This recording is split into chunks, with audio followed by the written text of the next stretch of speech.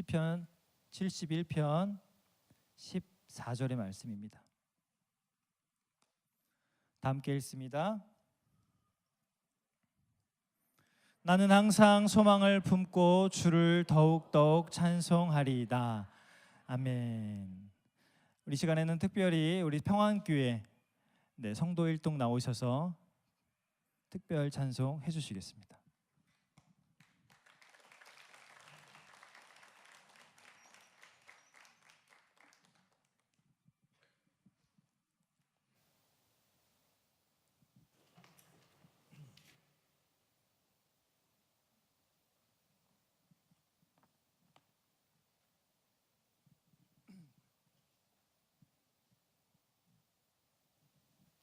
차렷 인사.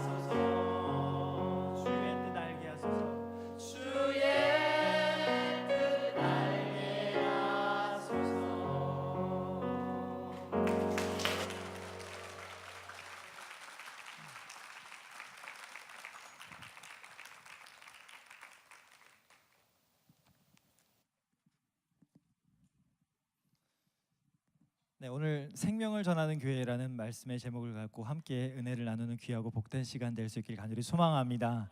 네, 또 식사하시고 또 이렇게 좀 나른한 오후 시간에 이렇게 자신의 생명의 시간을 내어드릴 수 있는 믿음을 하나님께서 보고 계시는 줄 믿으시기 바랍니다. 하나님께서 응답하실 줄 믿으시기 바랍니다. 오늘 이 예배 가운데 여러분의 삶 가운데 기적을 보게 될 것입니다. 할렐루야. 우리 옆 사람에게 이렇게 고백하며 나아가도록 하겠습니다. 생명을 전하는 사람이 되시기 바랍니다. 네, 생명을 전하는 우리 평안교회와 생명나무교회와 잠실 생명나무교회와 강동이 아니죠. 네, 사랑나무교회와 이렇게 교회를 이전하셔가지고 그리고 송사 시온교회가 네 이렇게 또 새로 가족교회로 순서상 제 밑에 있는 것 같은데 네 저보다 선배 목사님이신지는 네, 잘 모르겠습니다. 귀하게 또 생명나무교회에서 이렇게 귀한 예배 자리를 강단을 허락하여 주셔서 이렇게 또 귀한 하나님의 말씀을 증거할 수 있는 또 복된 시간을 허락하시니 감사합니다. 생명나무교회는 제게 정말 많은 경험을 굉장히 제가 이 생명나무교회에서 짧게 있었어요. 1년 한 반 조금 넘게 이렇게 밖에 못 있었음에도 불구하고 이렇게 한 가족으로 한 형제로 이렇게 대우해 주시면서 섬겨 주시는 이 귀한 이 장자교회 아버지 교회가 참 얼마나 복되고 은혜로운지 모릅니다. 이 생명나무교회에서 정말 많은 경험이 있었는데 제가 이제 평안교회로 부임하기 전에 생명나무교회에서 제 30살 인생을 넘어서 첫 이제 해외여행이 아니죠, 해외 선교를 이렇게 하게 되는 귀한 일도 이 생명나무교회가 제공하여 주었습니다. 여러분, 그런 일 가운데에서 참 너무 감사하였고, 저는 원래 선교라는 그 단어 자체가 제 인생에 있어서 빠져 있었어요. 비행기 타는 게 무서웠었고 나갈 줄은 몰랐었고 나간 경험이 없고, 근데 그 첫 경험을 지금 생명나무교회가 이렇게 저를 인도해 주셨다라는 거예요. 참 너무 감사한 일이고, 캄보디아로 그렇게 해외 선교를 처음 나갔었는데 어떤 집사님께서, 제가 이제 해외 선교를 처음 나가니까 집사님께서 그때는 전도사 시절이었어요. 전도사님 비행기 타실 때 신발을 꼭 벗고 타시라고. 나를 뭘로 보고 진짜 그때 너무 깜짝 놀랐습니다. 이런 말씀을, 이런 인사를 건네는 분이 아직도 계시는구나. 그래도 은혜로운 것은요, 제가 그분을 지금 기억하지 못한다라는 사실이에요. 하나님의 큰 은혜입니다. 해외 선교를 이렇게 나가면서 캄보디아 선교를 이렇게 나가게 됐는데, 그때 지금 제가 이 얘기를 왜 우리 성도님들과 함께 나누냐면, 그때 이구영 목사님께서 거기 참여한 청년들과 청소년들에게 하신 말씀이 제 가슴에도 와닿았어요. 그래서 아직도 그 말씀이 되게 생생히 제 삶 가운데 남아 있습니다. 목사님이 뭐라 말씀하셨냐면, 네가 지금 그 나라, 그 지역, 그 가정에서 태어난 이유가 있다라는 거예요. 캄보디아인이 아닌 한국인으로 태어난 분명한 목적이 있다라는 그 말씀이 제 가슴에 남았습니다. 그리고 그 가슴에 남은 그 하나님의 말씀을 새기고 나서 평안교회 사역을 이제 시작하게 된 거예요. 이 평안교회 사역은요, 그렇기 때문에 사명을 품은 교회였습니다. 사명이 있었던 교회였어요. 사명으로 전진한 교회였음을 여러분 믿으시기 바랍니다. 우리가 믿으며 아멘하며 화답하며 이렇게 담대하게 선포하지만요, 여러분 그 현장은 정말 처참했다라는 사실이에요. 진짜 저는 깜짝 놀랐습니다. 저를 평안교회로 이렇게 인도하시면서 전임자였던 그 이제 목사님께서 여기가 이제 교회입니다라고 하는데, 어디가 교회예요? 쉽게 찾지 못하였었던 그 문, 아직도 문을 열면 삐그덕 소리가 나는, 끼익 소리가 나는 그 철문, 독일 나치 수용소의 아우슈비츠 수용소의 문처럼 감히 들어가서는 안 될 것 같은 그런 압박감을 느꼈던 그 문을 열고 평안교회가 시작되었다라는 거예요. 우리가 쉽게 사명을 거론하고 마음속에 하나님의 믿음의 말씀을 담고 살아가지만요, 하나님의 약속을 항상 품고 살아가지만 우리의 현장은요, 우리의 현실은요 쉽지 않다라는 거예요. 소망을 잃게 되는 순간이 언제고 찾아올 수 있다라는 겁니다. 오늘 본문 말씀은요, 제가 또 생명나무께서 은혜 받은 말씀이에요. 우리 목사님께서 이 말씀을 얼마나 맛있게 이렇게 전하시는지 저도 너무 덩달아 은혜를 받았던 하나님의 말씀이었습니다. 시편 71편 14절의 말씀 함께 읽어보실까요? 나는 항상 소망을 품고 주를 더욱더욱 찬송하리이다.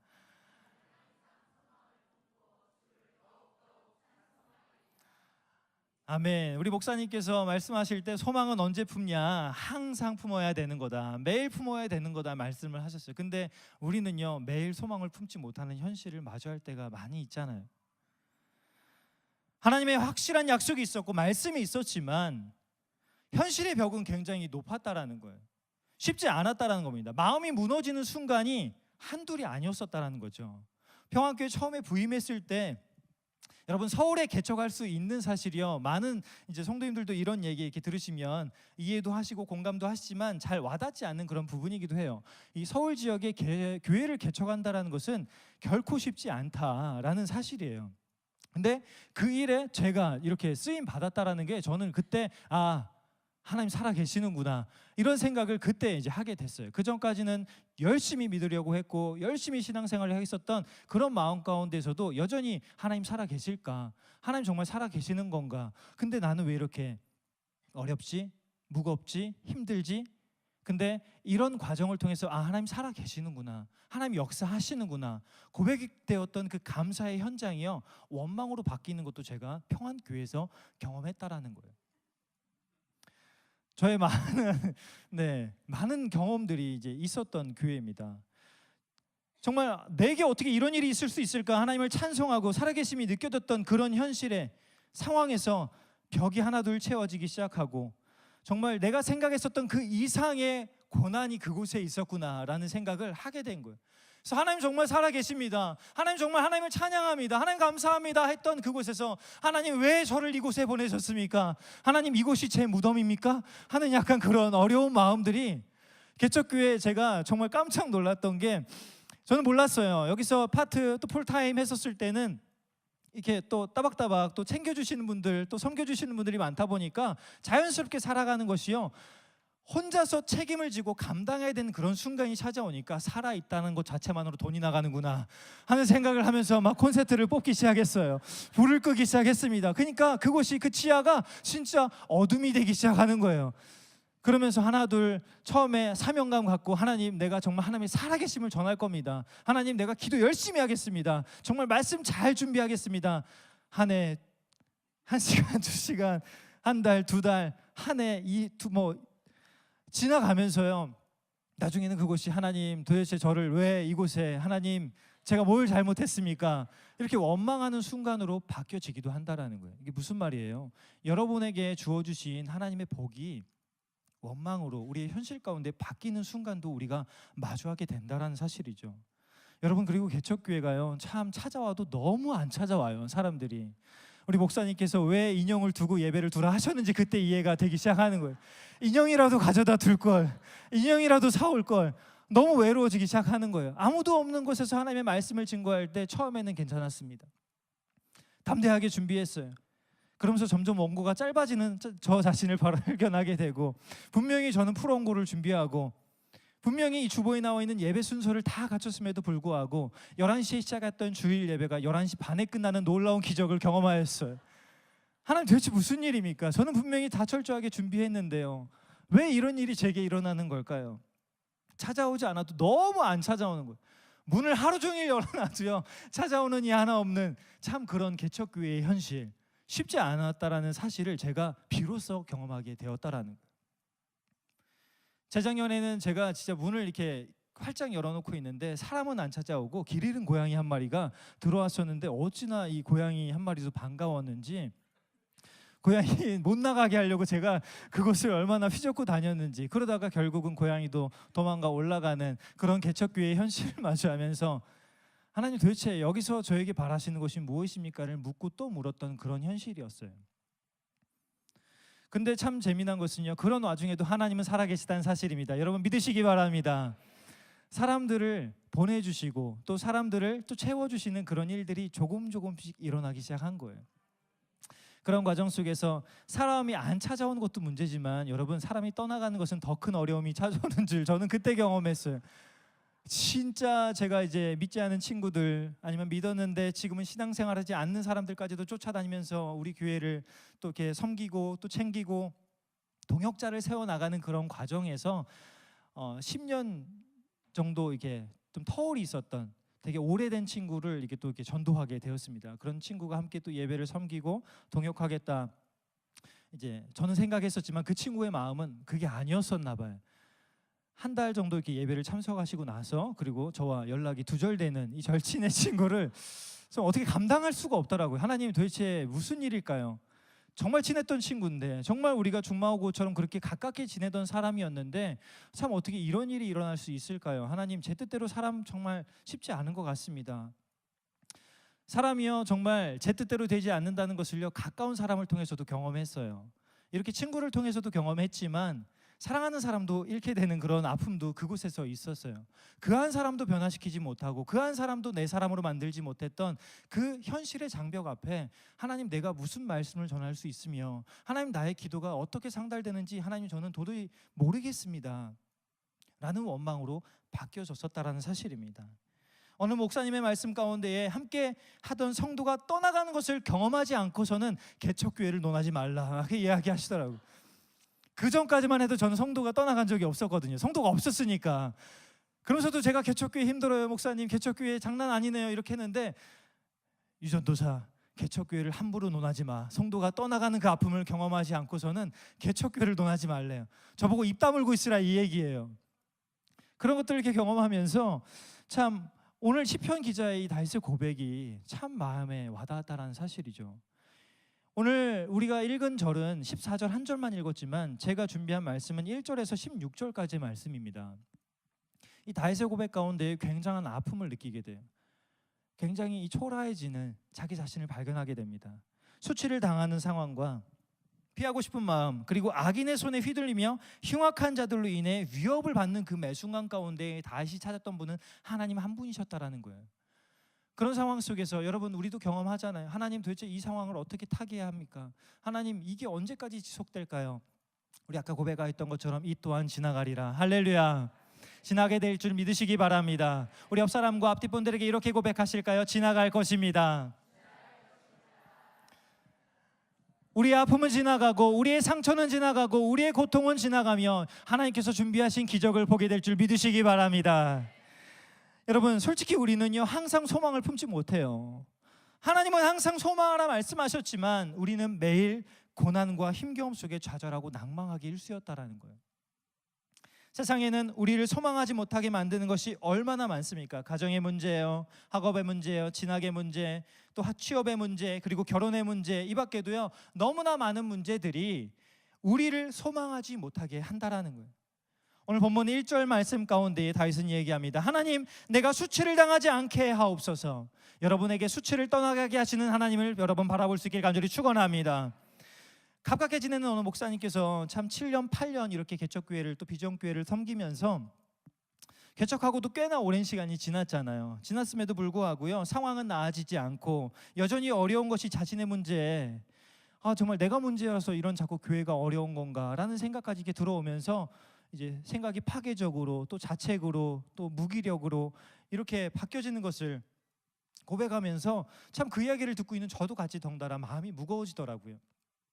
이제 개척하고 제가 이제 올해 이제 지금 6월 2달 뒤면 이제 4년일 만 4년을 이제 채우는 그런 시간이 벌써 되었습니다. 4년, 여러분, 짧지 않은 시간이에요. 이 짧지 않은 시간 가운데 교회를 세워 나간다는 건 정말 쉽지 않다는 것을 보게 되는 거죠.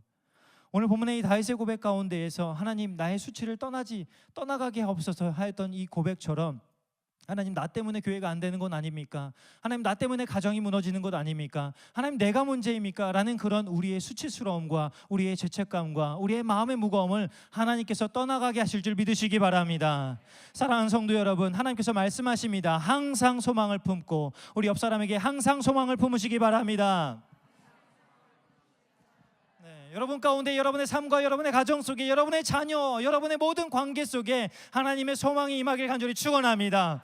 여러분, 제가 목사 안수를 받고요, 이게 정말 좋은 것 중에 하나는, 너무 감사한 것 중에 하나는 제가 전에 갖지 못했던 마음을 이제 갖게 됐다라는 거예요. 우리 교회 평안교회 성도님들을 알고요, 제가 설교 시간에 축원을 얼마나 많이 하는지 축복하고 싶었는데 미치겠더라고요. 우리 성도들이, 또 우리 가정들이, 우리 자녀들이 하나님의 축복 가운데 놀랍게 성장하는 것을 보고 싶은 거예요. 그래서 말씀마다요, 저는 막 이제 목사님께서도 막 설교하시면서 이야기하시면서 하잖아요. 근데 저는요, 말끝마다 주님의 이름으로 축원합니다. 여러분 삶 가운데 그런 일이 일어나기를 축원합니다. 하니까 나중에는 아멘도 잘 안 하시더라고요. 걱정이에요. 말을 잘 안 들어서 성도들이. 여러분, 우리는 어떻게 소망의 사람으로 나아갈까? 오늘 본문 말씀은 이야기합니다. 8절 말씀이에요. 주를 찬송함과 주께 영광 돌림이 종이토록 내 입에 가득하리이다. 할렐루야. 온종일 고백하는 사람이 되겠다라는 겁니다. 여러분의 입술, 여러분의 모든 언행, 여러분의 표정이 하나님을 고백하는 놀라운 인생 될 수 있길 간절히 축원합니다. 여러분, 우리가 살아가는 현실은 어둠일 수 있으나 빛으로 살라는 겁니다. 이 성경의 말씀처럼요, 우리는요 항상 고민해요. 우리가 어둠이, 또 어려움이, 또 고난이 찾아오면 하나님 어디 계시나? 내게 왜 이런 일이 벌어졌나? 우린 근심하지만 오늘 제가 우리 평안교회에서 우리 성도들에게 주었던 말씀의 제목이, 따라합시다. 근심하는 사람은 한계 없지만 믿음의 사람은 한계가 없다. 네, 한계가 없으신 하나님께서 함께 하심으로 여러분의 인생이 놀랍게 펼쳐질 것을 믿으시기 바랍니다.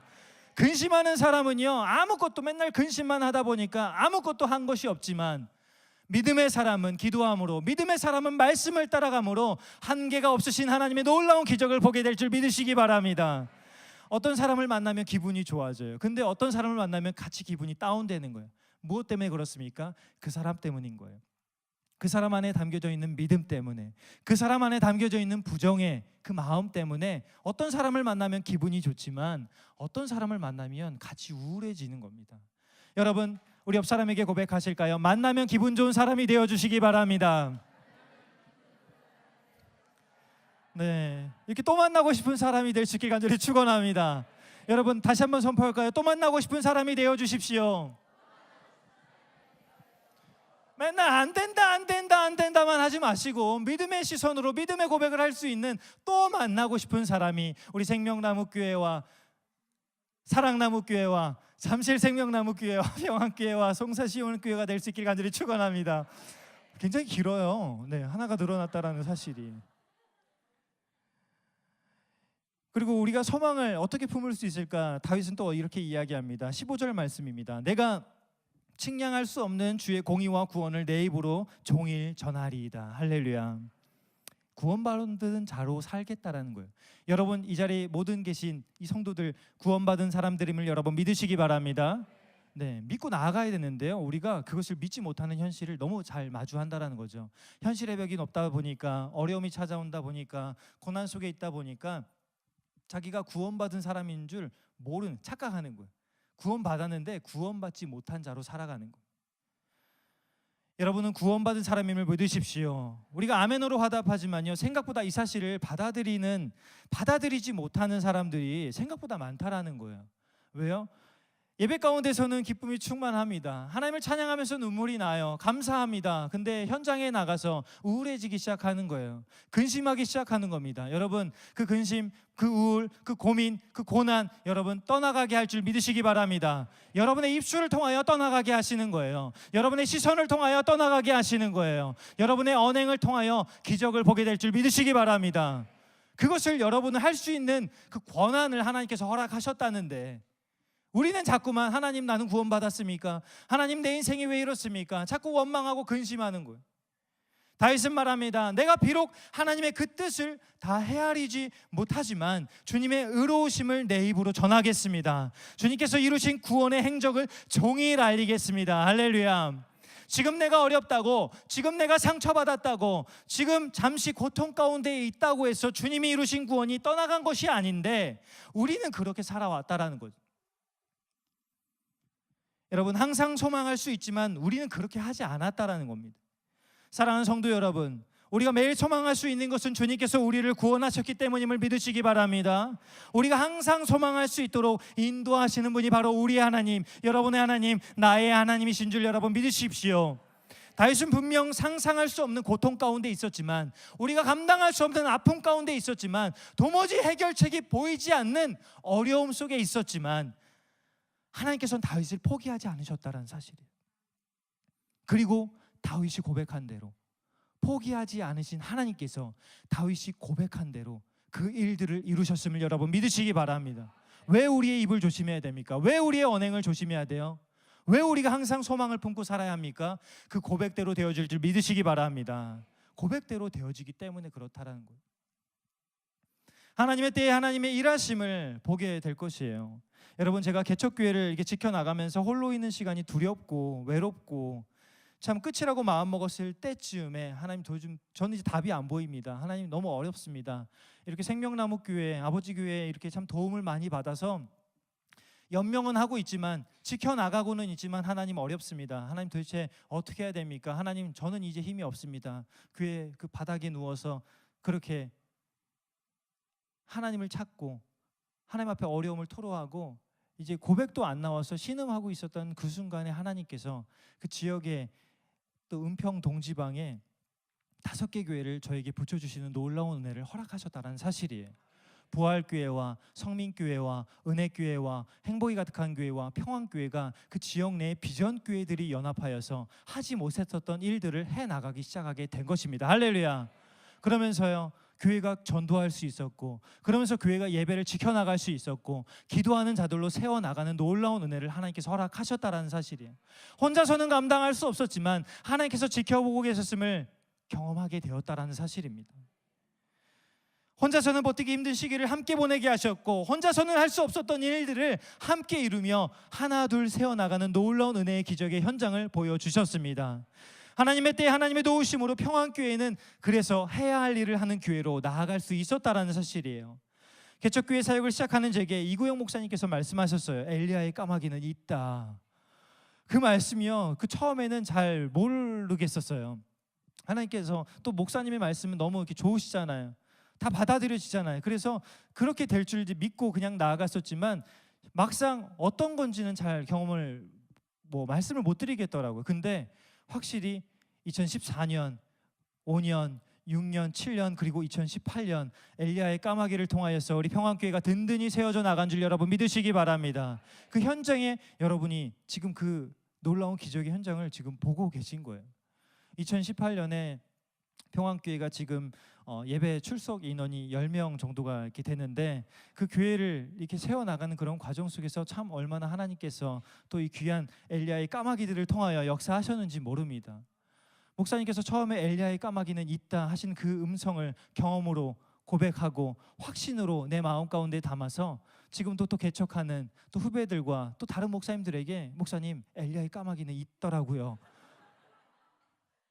저도 그 까마귀가 되려고 합니다 라는 이제 그런 고백을 할 수 있는 사람으로 우리가 거듭날 수 있었다는 사실입니다. 하나님 살아계신 줄 믿으시기 바랍니다. 우리 옆 사람을 지그시 바라보시면서 이렇게 이야기해 주실까요? 하나님 살아계십니다. 내가 불신하고 내가 의심하였던 다시 한번 앞뒤 분들을 바라보시면서 하나님 살아계십니다. 여러분, 우리는 자격 없다 말하지만, 우리는 부족하다 말하지만 예수 그리스도의 십자가 은혜가 저와 여러분 모두를 소망의 자리로 초청하시는 줄 믿으십시오. 여러분, 우리 목사님께서요 참 목사님께서는 입만여시면 참 명언이 이렇게 쏟아져 나오는데, 우리 목사님께서도 또 그런 말씀을 하셨더라. 빈혈의 시대에 수혈을 받아야 산다. 이렇게 해서 제가 수혈을 잘 이렇게 받고 이렇게 빈혈의 시대에 수혈을 받아야 산다는 너무 탁월한 문장 아닙니까? 도움을 받아야 돼요. 어려움에 있으십니까? 도움받아야 사는 줄 믿으시기 바랍니다. 하나님의 섭리, 하나님의 손길, 하나님의 도움을 받으셔야 돼요. 하나님께서 보내주시는 그 까마귀들의 엘리야의 까마귀의 도움을 받으셔야 살아날 수 있는 겁니다. 그리고 내가 살아남으로 인하여서 나도 그 까마귀, 나도 그 도움다, 나도 그 도움의 도구가 될 수 있음을 여러분 또한 믿으시길 간절히 축원합니다. 여러분, 다윗의 고백이 우리의 가슴 속에 남습니다. 나는 항상 소망을 품고 주를 더욱더욱 찬송하리이다. 여러분은 어떤 사람으로 살아가고 계십니까?